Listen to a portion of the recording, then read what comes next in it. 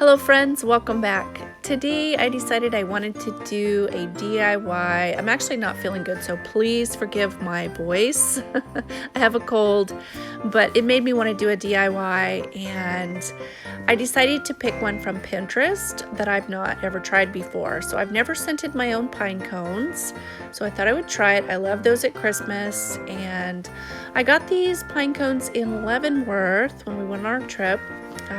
Leavenworth is in Washington State, and it's known as the Christmas town. So I had to do something Christmassy with my Leavenworth pine cones. So per instruction, I heated my oven to 200 degrees, filled my sink with water, and soaked my pine cones for about an hour. It said to put a plate on them to hold them under the water, but in my sink, a plate didn't work, so I just used a baking dish. Okay, so it also said to line a cookie sheet with foil and drain the pine cones and then put them on the cookie sheet. So I did notice any of the pine cones that were open before did close in the water, obviously, and they just really held on to that water. So I really had to shake them out. They were really holding a lot of water. I ended up needing 2 baking sheets, and I put them both in the oven with my pine cones, and honestly, they had to bake for, maybe a good 6 hours. And I just baked them, and periodically every couple hours I'd go and turn them around. I just baked them until they were completely open. Okay, so once they were open, I got a little spray bottle with some water, and then I added some cinnamon and clove, mostly cinnamon. And my husband actually had to help me with the scent because my nose is so stuffy. It was hard for me to smell. He said I had too much clove in it. But I just added probably, maybe 30 drops of the cinnamon and maybe 8 drops of clove, and sprayed both sides. And then it didn't say this on Pinterest, but I put them back in the oven for just a little, maybe a half an hour or so. And after I had sprayed them, just to kind of heat them up again. And while they were in there, I added more cinnamon to my remaining water. I didn't add more water to it. My husband just said that it needed more cinnamon. So once they came back out, I sprayed them really well again, and if you look close, you can see them starting to steam. They were hot and I was spraying them, so I just turned them all around in different directions and sprayed them really, really well. And then I used small, they say tall kitchen garbage bags, and they're from the Dollar Tree, but they're kind of small. So I just filled 2 of them up with the pine cones, and per instructions from Pinterest, I sprayed the spray in there again, and it just didn't seem strong enough to me. So I added oil, more maybe 6 to 8 drops inside the bag, and then I'm going to seal it up. And I wanted to give these as gifts. So I'm going to use black acrylic paint, a very pointed, small-tipped paintbrush, and some burlap ribbon that's got tape on the back, and some Dollar Tree stickers. And I got the stencil wheel from the Dollar Tree. I wanted to try it out. And some of the plain brown paper bags. And I also used an old sponge. It's a paint sponge.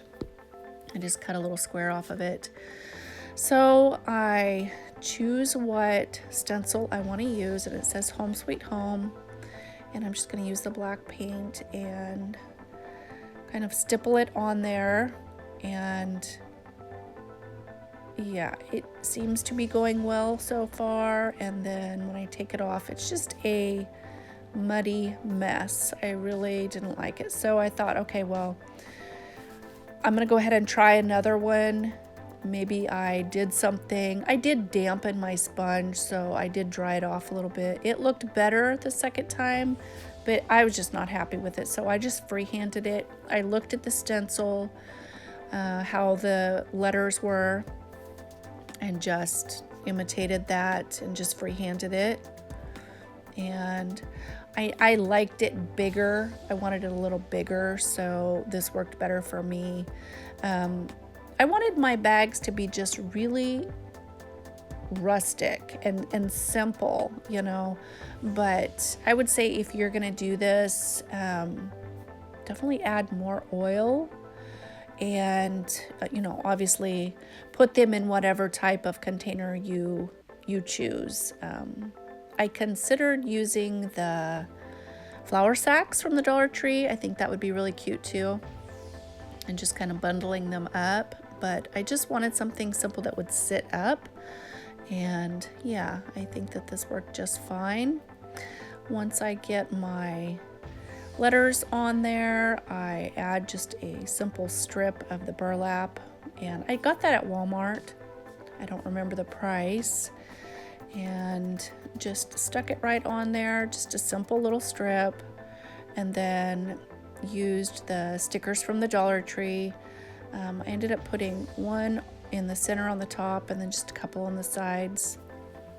And once I decorated a couple of the bags, I was looking at the letters and I thought, you know, they just needed something else. So I went back and kind of did a little, like a very light shadow line, just to give it a little bit more of weight, I guess. And yeah, I wasn't super careful with how I did it. I wanted it to look homemade. I'm giving these as gifts, so I wanted it to be just really simple and to look homemade. You know what I mean? So I'm going to use these little twist tie bows from the Dollar Tree, and these clothespins. So there's like a little hole on the side of the clothespin, and I do show it to you. I just push the wires through there and twist it closed and cut off the excess wire, and that's going to close my bag at the top. So I'm going to put pine cones in it and give them as gifts this year, along with some other stuff too. But yeah, I wanted to make my own scented pine cones, and I think that it worked great. So Pinterest said to let your pine cones sit in the bag to marinate for 5 or 6 weeks. So I show you what I do, and then I put them back in there so they can finish. But I really enjoyed this DIY. I think it was very easy and very fun. So thanks for watching, guys. Bye-bye.